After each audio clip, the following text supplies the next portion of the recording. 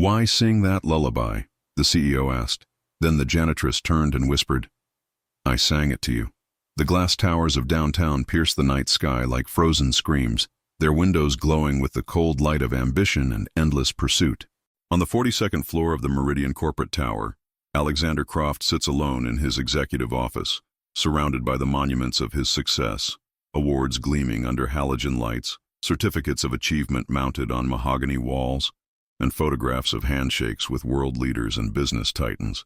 The city sprawls beneath him like a circuit board, its lights twinkling with the pulse of commerce and dreams deferred. But tonight, as every night for the past 33 years, Alexander is haunted by something that success cannot buy, power cannot command, and money cannot silence. A fragment of melody that drifts through his consciousness like smoke from a fire he cannot remember lighting. The lullaby comes to him in moments of triumph and defeat alike, a soft humming that seems to emanate from the deepest chambers of his heart. It is neither classical nor contemporary, neither complex nor simple, but something altogether more mysterious. A tune that feels like home in a life that has never known true belonging. Alexander was adopted as an infant by the Crofts, a wealthy family whose love was genuine, but whose world was built on foundations of privilege and expectation. They gave him everything except the one thing he truly craved: the knowledge of where he came from, who held him first, whose voice sang him to sleep before sleep became a luxury he could barely afford. Tonight, like so many nights before, Alexander works until the building empties and the cleaning crews arrive. The Meridian Tower after midnight becomes a different creature entirely, its corporate facade softening into something more honest and vulnerable. The aggressive fluorescent lighting gives way to the gentle glow of security lamps, and the urgent chatter of business calls is replaced by the quiet symphony of vacuum cleaners and the soft padding of rubber-soled shoes on polished marble floors. It is during these liminal hours that Alexander feels most himself, stripped of the performance of leadership and left alone with the questions that have followed him since childhood.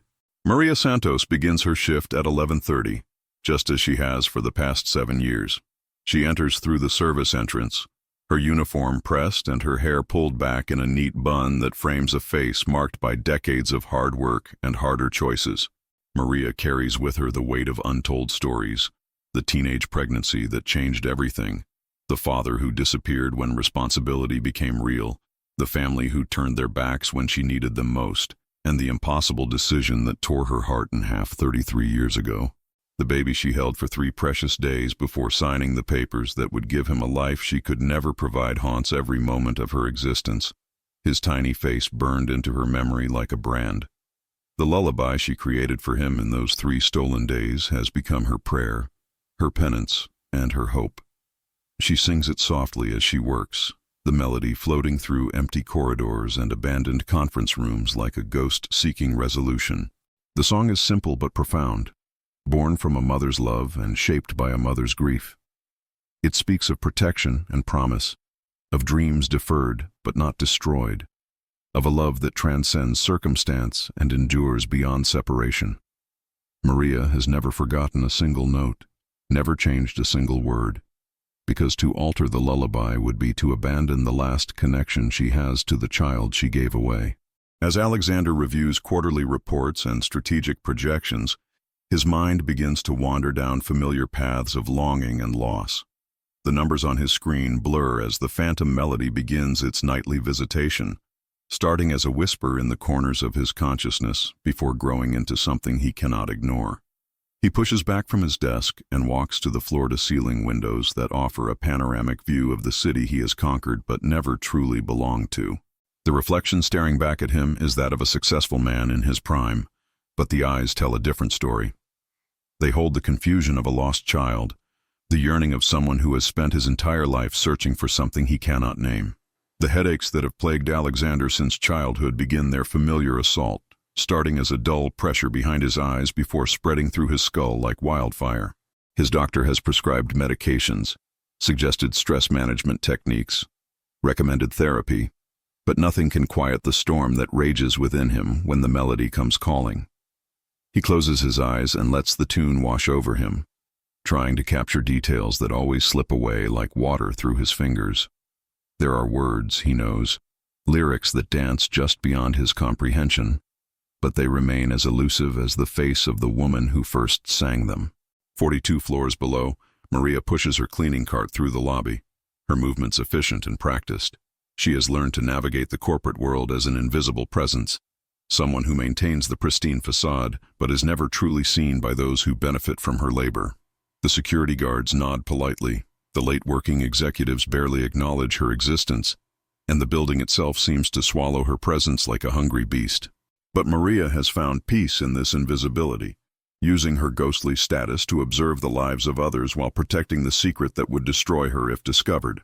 The elevator carries her to the executive floors with mechanical precision, each ascending number bringing her closer to the world her son now inhabits. She has known for 3 years that Alexander Croft is her child, the baby she held and lost all those decades ago. The revelation came through a series of coincidences that felt more like destiny. A photograph in the company newsletter that showed eyes she recognized, a birth date that matched her memories, and finally, a private investigator's report that confirmed what her heart already knew. The irony is not lost on her that she now cleans the office of the man she gave up everything to protect, that her sacrifice has brought her full circle to this moment of proximity and impossible distance. But Maria has never approached him, never given any sign of recognition, because she believes her presence in his life would be a burden rather than a gift. She sees the weight he carries, the loneliness that surrounds him like armor, and she fears that the truth would only add to his suffering. Instead, she contents herself with this secret vigil, caring for his space as she once cared for his tiny form, protecting him from shadows as she once protected him from a world that would have consumed them both. As midnight approaches, the building settles into its deeper quiet, and Maria begins her ascent to the executive floors. The elevator hums with quiet efficiency, carrying her toward the confrontation that has been building for 7 years of shared space and unacknowledged connection. Tonight feels different somehow, charged with an energy that makes her hands tremble as she grips the handle of her cleaning cart. The lullaby rises in her throat as it always does during these hours, but tonight it seems louder, more insistent, as if the song itself is tired of being hidden and yearns to find its way home. Alexander stands at his window, watching the city pulse with life he feels disconnected from. When the sound reaches him, at first, he dismisses it as the building's ventilation system, or perhaps the distant hum of traffic. But as he focuses, the melody becomes unmistakable. Someone is singing his lullaby, the phantom tune that has haunted him since childhood, and they are singing it here, in his building, on his floor. The realization hits him like a physical blow, sending him stumbling backward from the window as his heart begins to race with a mixture of terror and hope.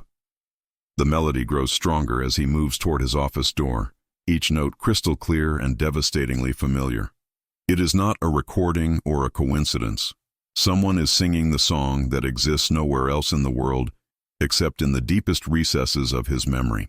Alexander's hands shake as he reaches for the door handle, his entire body trembling with the weight of possibility and the fear of disappointment. He has searched for this song his entire life, hiring musicians to help him reconstruct it, playing fragments for anyone who might recognize it, but it has remained as elusive as his own origins. The hallway stretches before him like a tunnel leading to revelation or ruin, and Alexander follows the sound with the desperation of a man who has finally found water after decades in the desert. The melody grows stronger with each step, leading him past empty offices and silent conference rooms toward the source of the miracle that is unfolding around him. His footsteps echo on the polished floors, but the singing continues, unhurried and unaware of the earthquake it is causing in the heart of the man who follows it. Maria stands in the corner office that serves as Alexander's sanctuary, her back to the door as she dusts the collection of awards and photographs that chronicle his rise to power. The lullaby flows from her lips like water from a spring, natural and unstoppable, as she tends to the space that belongs to the son she has never been able to claim. She sings to the room as she once sang to the baby, pouring her love into every note and every carefully tended surface. The photographs seem to watch her as she works, Alexander's face aging through the years while her song remains forever young. The melody wraps around the office like a living thing, touching every surface and filling every corner with the warmth of a mother's love. Maria's voice is not trained or polished. but it carries the weight of genuine emotion and decades of practice. She has sung this song in factories and kitchens, in lonely apartments and crowded buses, but it has never felt as right as it does in this moment, in this place where her sacrifice and her love converge in ways she never dared to imagine. Alexander appears in the doorway like a ghost materialized from longing, his presence unnoticed as Maria continues her gentle ritual. He watches her with the intensity of someone witnessing a miracle, taking in every detail of her form and movement. She is smaller than he expected, older than the young woman who exists in his fractured memories, but there is something about her that resonates in his bones. The way she moves, the tilt of her head, the careful attention she pays to his belongings, it all speaks to a connection that goes deeper than mere coincidence. The song reaches its conclusion, the final notes hanging in the air like a question waiting for an answer, and Maria turns to gather her cleaning supplies. That is when she sees him, standing in the doorway with an expression of wonder and confusion that breaks her heart into 1,000 pieces. For a moment, neither of them moves, caught in a tableau of recognition and disbelief. Maria's eyes widen as she takes in the face she has watched grow from infant to man through stolen photographs and distant observations, while Alexander stares at the woman who holds the key to the mystery that has defined his entire existence. The silence stretches between them like a bridge neither knows how to cross, heavy with the weight of unspoken truths and impossible revelations. Alexander's mouth opens and closes without sound, his carefully constructed world crumbling around him as he struggles to process what he is seeing and hearing. The woman before him is not the ethereal figure of his dreams, but a real person with work-worn hands and tired eyes, someone who has clearly lived a life of struggle and sacrifice. Finally, the words come, tumbling from Alexander's lips with desperate urgency. Why sing that lullaby? The question hangs in the air between them like a challenge and a plea, and Maria feels her carefully constructed walls begin to crumble. She has rehearsed this moment 1,000 times in her mind, imagining what she would say if ever confronted with the truth. But now that it has arrived, she finds herself unprepared for the raw emotion that threatens to overwhelm her. Welcome to Love Reunion Stories, where we explore the invisible threads that connect us across time and circumstance. If you believe that some bonds transcend logic and explanation, hit that subscribe button and join us as we uncover the mysteries that shape our deepest connections. Tonight's story will challenge everything you think you know about destiny, sacrifice, and the power of a mother's love. Maria's hands tighten around her cleaning cloth as she studies the face of the man who was once her baby, searching for traces of the infant she held so briefly and loved so completely. Alexander stands frozen in the doorway, his usual confidence stripped away by the magnitude of what he is experiencing.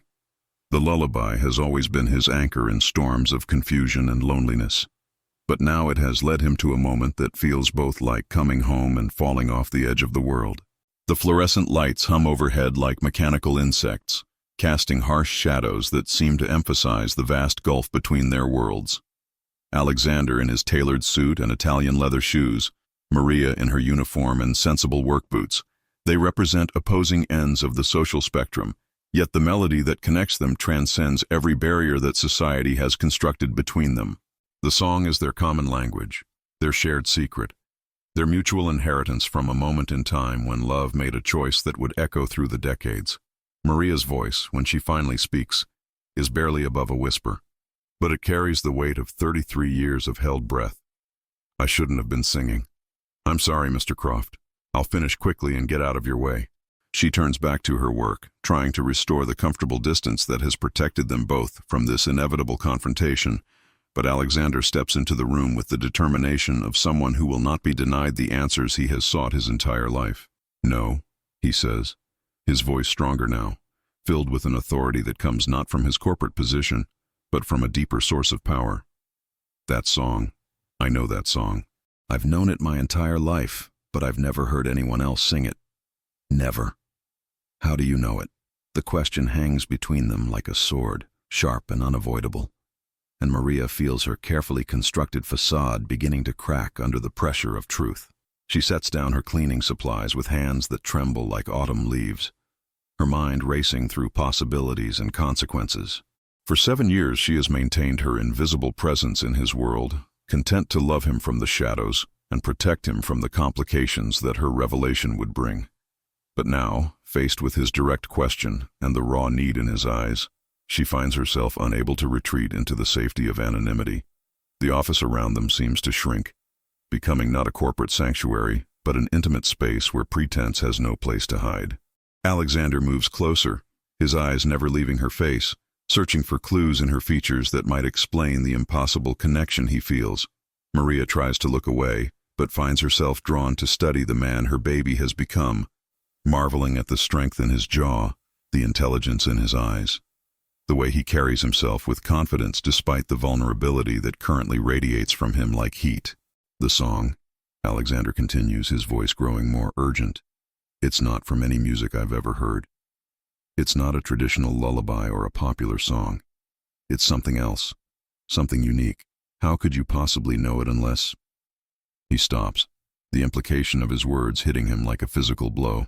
The possibility that has lurked in the corners of his mind since childhood suddenly takes on weight and substance, demanding to be acknowledged. Maria's eyes fill with tears that she has held back for decades. Salt water that carries the weight of choices made in desperation and love that has endured beyond reason. She looks at this man who shares her blood but not her world, who has achieved everything she dreamed for him but lost everything she hoped to give him. And she feels the walls she has built around her heart beginning to crumble. I used to work in the maternity ward, she says, the lie coming easily because she has told it so many times to herself.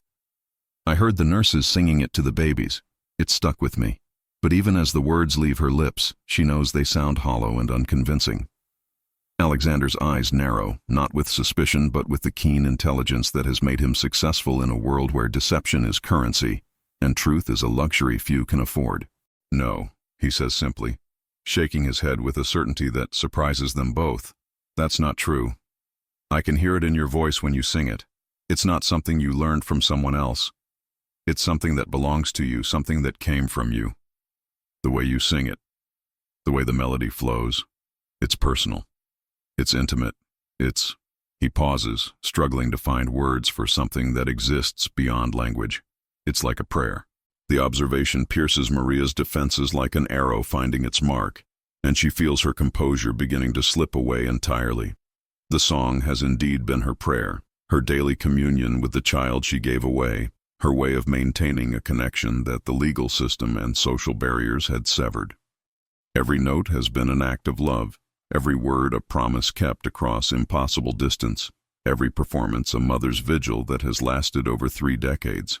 Alexander watches the transformation in her face, seeing the mask of the professional cleaning woman fall away to reveal something raw and vulnerable underneath.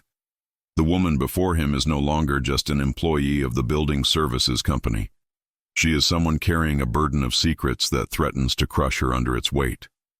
The recognition brings with it a strange sense of kinship, as if he is looking at a reflection of his own hidden pain in another person's eyes. You know something, he says, his voice gentle now, stripped of the corporate authority that usually colors his interactions with others. About the song, about me, don't you? The question is posed like an invitation rather than a demand, offering her the choice to either trust him with her truth or retreat back into the safety of pretense.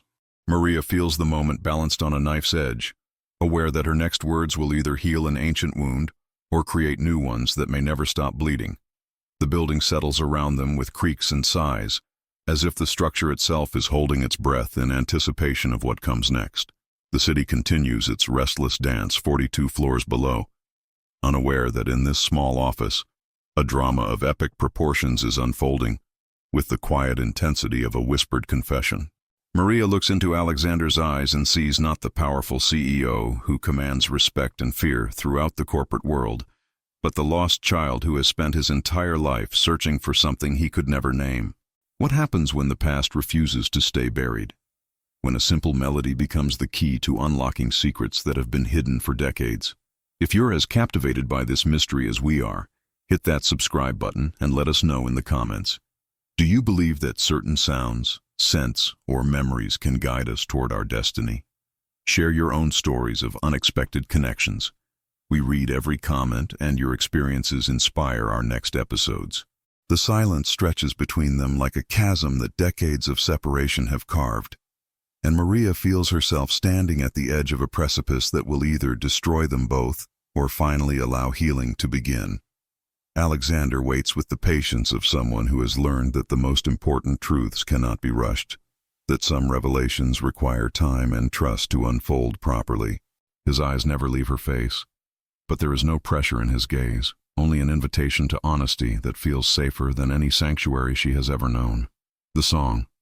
Maria begins, her voice barely audible above the building's mechanical whispers. It isn't from the maternity ward. I never worked there. I lied because the truth is. She stops, overwhelmed by the magnitude of what she is about to reveal. The words feel too large for her throat, too heavy for her tongue, too dangerous for the fragile peace she has built around her secret. Alexander nods encouragingly, recognizing the struggle of someone trying to excavate truth from layers of protective deception. The truth is complicated, she continues, her hands twisting the cleaning cloth as if it were a rosary that might absolve her of the pain she is about to inflict. The truth is something that will change everything you think you know about yourself, about your life, about the choices that brought you to this moment. Are you sure you want to hear it? Because once I say it, there's no going back. There's no pretending that this conversation never happened. Alexander considers her warning with the careful attention he usually reserves for crucial business decisions. But the hunger for answers that has driven him his entire life overrides any caution he might feel.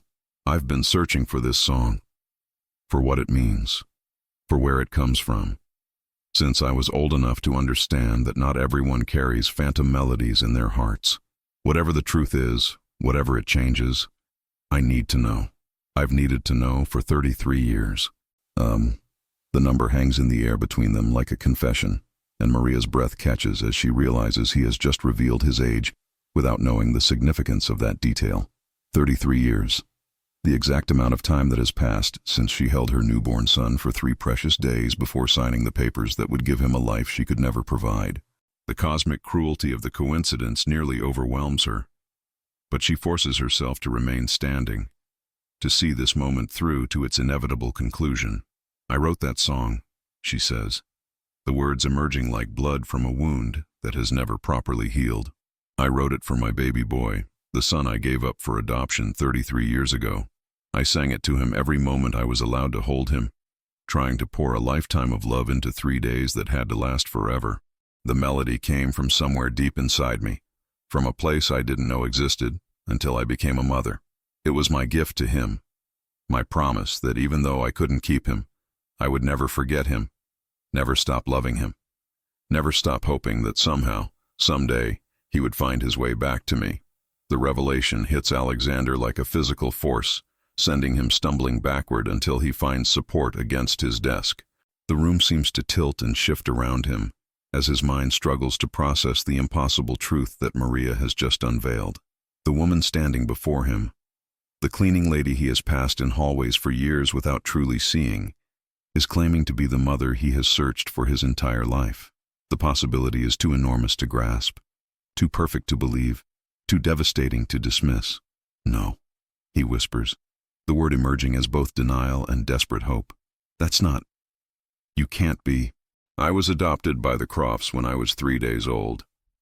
My birth mother was a teenager who couldn't care for me. She was young and scared, and he stops, realizing that he is describing someone who could easily have become the middle-aged woman standing before him, someone whose teenage desperation could have evolved into the quiet dignity he sees in Maria's bearing. Maria nods slowly, tears streaming down her cheeks like rain on parched earth.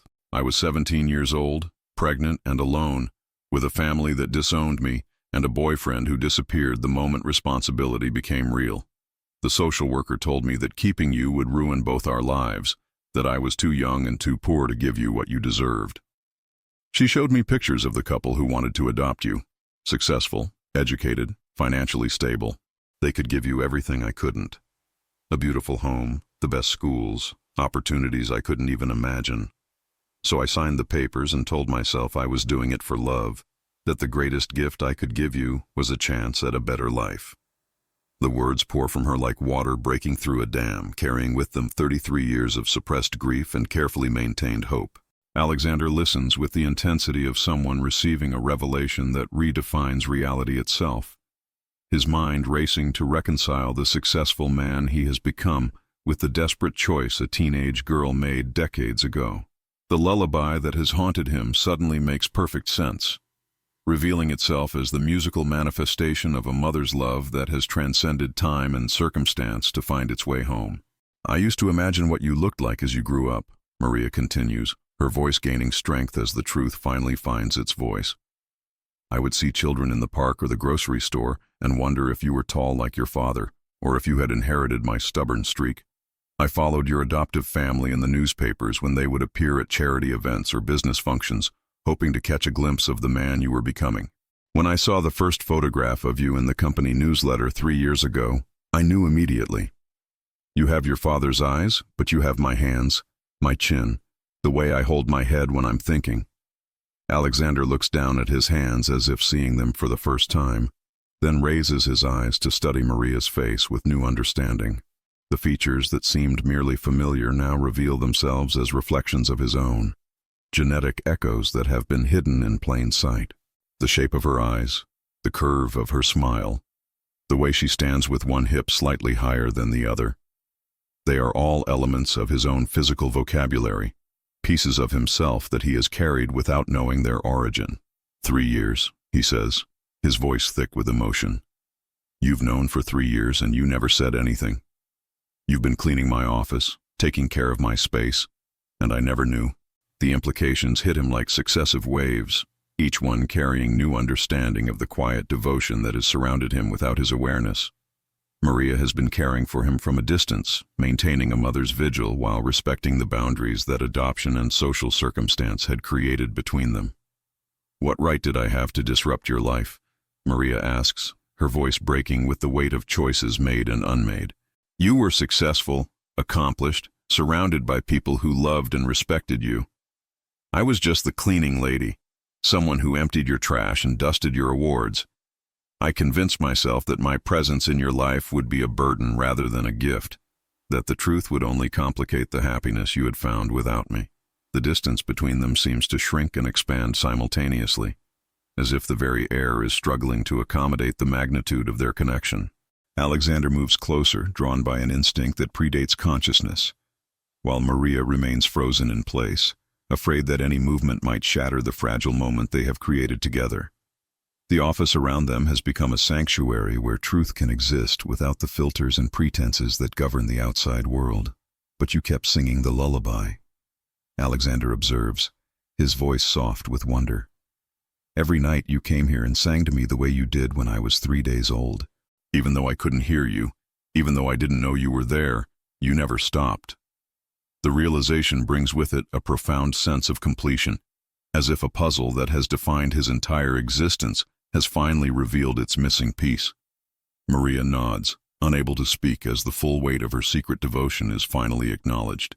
For 7 years she has maintained this ritual, singing to her grown son as she once sang to her infant, pouring her love into the space he inhabits, even when he is not there to receive it.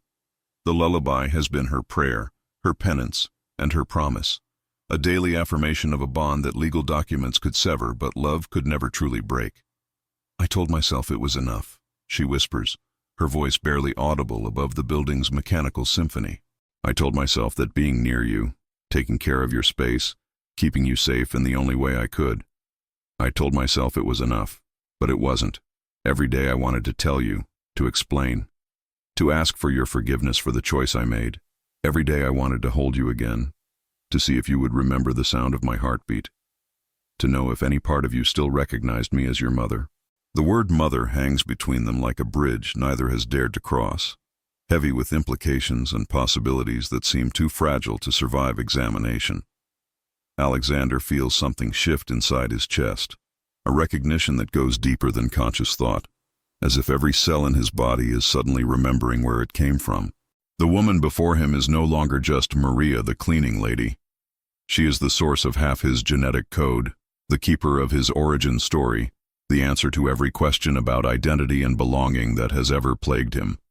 All my life, he says, his voice thick with emotion. I've felt like I was missing something essential, like there was a part of me that existed somewhere else. With someone else? The Crofts loved me, gave me everything I could have asked for, but there was always this sense of incompleteness, of being a puzzle with pieces that didn't quite fit together. The lullaby was the only thing that felt completely mine, the only thing that seemed to come from the deepest part of who I am. Maria's heart breaks and heals simultaneously as she listens to her son describe the very longing she has carried for 33 years. The space between them seems to pulse with the weight of shared absence, the echo of a connection that has never truly been broken despite the legal and social structures that attempted to sever it. The lullaby has been their invisible thread, the musical DNA that has kept their bond alive across decades of separation. I need to know, Alexander says, stepping closer until only a few feet separate them. I need to know if you regret it. The choice you made, giving me up. Do you regret it? The question emerges from the deepest part of his uncertainty, the fear that has haunted him since childhood that he was somehow unwanted, somehow not worth keeping. Maria's face transforms with a pain so profound it seems to rewrite the very air around them. Regret giving you up, she repeats, her voice breaking on every word. I regret it every single day.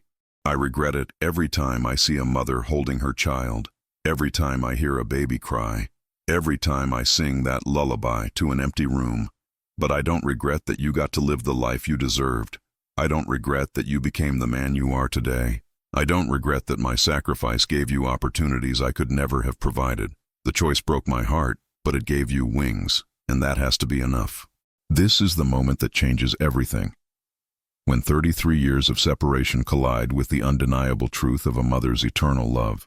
If this story has moved you, if you believe that some bonds transcend time, circumstance, and social barriers, show your support by hitting that like button, sharing this video with someone who needs to believe in the power of love, and subscribing to Love Reunion Stories for more incredible tales of connection and healing. In the comments below, tell us, can love truly bridge any gap? Can a mother's sacrifice ever truly be repaid? Your thoughts and experiences help us understand the profound mysteries of human connection that make stories like this possible. The admission hangs between them like a benediction and a curse, acknowledging both the depth of her sacrifice and the completeness of her love. Alexander feels something fundamental shift inside him, a recognition that he has been loved completely and continuously his entire life, even when he couldn't feel it or understand it. The knowledge transforms his understanding of his own story, reframing his adoption not as abandonment but as the ultimate act of maternal devotion. I used to wonder if you thought about me, he says, his voice barely above a whisper. I used to imagine that somewhere in the world there was a woman who remembered my birthday, who wondered if I was happy, who sang lullabies to empty rooms. I never imagined that woman was cleaning my office every night, that she was so close I could have reached out and touched her if I had only known to look. Maria's tears fall steadily now, carrying with them the weight of years of hidden grief and sudden, overwhelming joy. The son she gave away has become a man who wondered about her, who carried her love without knowing its source, who never stopped hoping for the connection that has always existed between them. The revelation feels like resurrection, like being pulled back from a death that has lasted 33 years. Can you forgive me? She asks, the question emerging from the deepest well of her fear and hope. Can you forgive me for giving you away? For not being strong enough to keep you? For letting you grow up without knowing where you came from? Can you forgive me for being the cleaning lady instead of the mother you deserved? Alexander moves closer, drawn by an instinct that predates thought, until they are standing close enough to touch. Up close, he can see the lines that worry and work have carved around her eyes, the premature gray that has touched her temples, the calluses on her hands that speak of decades of physical labor. But he can also see the fierce intelligence that glows behind her exhaustion, the strength that has carried her through choices that would have destroyed someone weaker, the love that has never wavered despite 33 years of silence. There's nothing to forgive, he says, reaching out tentatively to touch her face, his fingers tracing the path of her tears. You were 17 years old, alone and scared, and you made the hardest choice anyone could ever make. You gave me life twice, once when you carried me, and once when you loved me enough to let me go. How could I ever fault you for that kind of sacrifice? The touch of his hand against her face sends shockwaves through Maria's entire being, connecting her to the infant she held so briefly and the man he has become. The genetic recognition that exists below the level of conscious thought suddenly flares to life, and she feels every moment of separation dissolving in the space between one heartbeat and the next. This is her son, her baby, her blood calling to her blood across the artificial barriers that society has constructed between them. I want to know everything, Alexander says, his voice urgent with decades of accumulated curiosity. I want to know about my father, about your family, about what happened after you gave me up. I want to know what you were like as a teenager, what you dreamed about, what you wanted to become. I want to know why you became a cleaning lady, how you ended up here, in this building, in my office. I want to understand the path that brought us back together. Maria laughs through her tears, a sound that combines joy and sorrow in equal measure. It would take a lifetime to tell you everything, she says, her voice growing stronger as hope begins to overtake fear. But we have time now, don't we? We have all the time we need to fill in the gaps, to build the relationship we never got to have. If you want that, if you want me in your life. The question hangs between them like a prayer waiting for an answer, and Alexander feels the last walls around his heart crumble completely. The successful CEO who has spent his life building barriers and maintaining professional distance disappears, replaced by the son who has finally found his way home. The office around them, with its corporate trappings and symbols of achievement, suddenly feels insignificant compared to the miracle of connection that is unfolding between them. I've wanted you in my life since the day I was old enough to understand what I was missing, he says, his voice thick with emotion. I've searched for you in every woman's face, listened for you in every voice, hoped for you in every moment of loneliness. Now that I've found you, now that I know you've been here all along, I can't imagine letting you go again. The space between them dissolves as Alexander steps forward and Maria meets him halfway, their embrace bridging 33 years of separation in a single moment of recognition and acceptance.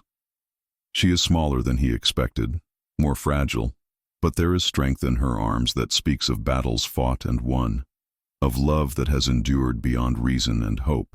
He holds her carefully, as if she might disappear if he grips too tightly, while she clings to him with the desperation of someone who has been drowning and has finally found solid ground. The lullaby that brought them together echoes in the silence between them, no longer a phantom melody haunting empty spaces, but a living song that connects past to present, mother to son, love to love in an endless cycle of recognition and return. In the weeks that follow, Alexander learns the texture of his mother's life with the hunger of someone making up for lost time. He discovers that Maria immigrated from El Salvador when she was 22, carrying nothing but the clothes on her back and a heart full of dreams for the son she had given away. She worked 3 jobs to send money back to her sick mother, sleeping 4 hours a night and surviving on coffee and determination. She learned English by watching soap operas and reading discarded newspapers, her accent softening over the years, but never disappearing completely, a reminder of where she came from and how far she had traveled. Alexander learns that his father was a college student named David who promised Maria forever and delivered only heartbreak, disappearing when she told him about the pregnancy and leaving her to face the judgment of a world that punished young women for the sins of young men. He learns that Maria kept a shoebox full of newspaper clippings about his achievements, that she celebrated his graduations and promotions in the privacy of her small apartment, that she cried when she read about his business successes because she was proud and heartbroken in equal measure. He discovers that Maria has other children, 2 daughters she raised as a single mother while working night shifts and weekend jobs, daughters who have no idea that their mother once gave away a son who became the CEO of the building where she worked. The complexity of blended loyalties and divided hearts becomes a new landscape they must navigate together, learning to be mother and son while respecting the family structures that have sustained them both through decades of separation. The corporate world watches with fascination and suspicion as Alexander Croft, the untouchable CEO, begins to change in subtle but unmistakable ways. He implements new policies protecting the rights of cleaning staff and service workers, raises wages across the board for building maintenance employees, and creates scholarship programs for the children of immigrants. His board of directors whispers about his sudden social consciousness, but Alexander doesn't care about their opinions anymore. He has found something more valuable than their approval.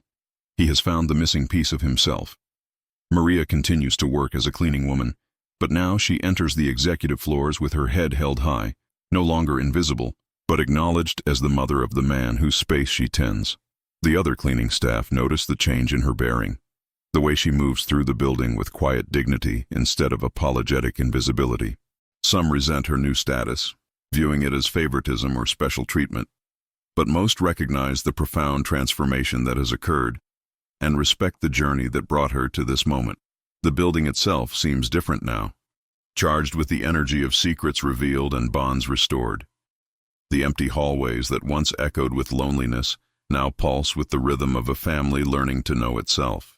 The executive office where Alexander once worked in isolation becomes a sanctuary where mother and son can speak the language of shared blood and recovered time, where a lullaby finally finds its way home after 33 years of wandering in the wilderness of separation. On quiet evenings when the building empties and the city settles into its nightly rhythm, Maria still sings the lullaby as she works, but now it carries a different meaning. It is no longer a prayer sent into the void, but a song of celebration, a hymn of gratitude for the miracle of second chances and the persistent power of a mother's love. Sometimes Alexander stays late just to hear it, letting the melody wash over him like a blessing, finally understanding that he was never truly alone, never truly lost, never truly abandoned. The song that once haunted him now heals him, transforming from a symbol of absence into a testament to presence, from a reminder of what was missing into a celebration of what was always there, waiting to be discovered. The lullaby becomes their shared anthem, the musical signature of a love that transcended time and circumstance to write its own ending, proving that some bonds are too strong for any force on earth to break permanently. In the end, the story of Alexander and Maria is not just about a CEO and a cleaning woman, not just about adoption and reunion, not just about the mysteries that connect us across the vast distances of our separate lives. It is about the music we carry in our hearts, the songs that define us before we know their names, the melodies that call us home when we have forgotten the way. It is about the lullabies that mothers sing to children they may never see again, and the way those songs echo through the years, patient and persistent, waiting for the moment when love finally finds its voice and speaks the truth that sets us free. The glass towers of the city continue to pierce the night sky, their windows glowing with the dreams and ambitions of countless souls. But on the 42nd floor of the Meridian Corporate Tower, a different kind of light shines now. It is the light of recognition, of healing, of a family that has found its way back to itself through the simple magic of a song that refused to be forgotten. The lullaby plays on, soft and eternal, a reminder that love is the most persistent force in the universe, patient enough to wait decades for its moment of revelation, strong enough to survive any separation, and gentle enough to heal the deepest wounds with nothing more than a whispered melody and the courage to speak its name.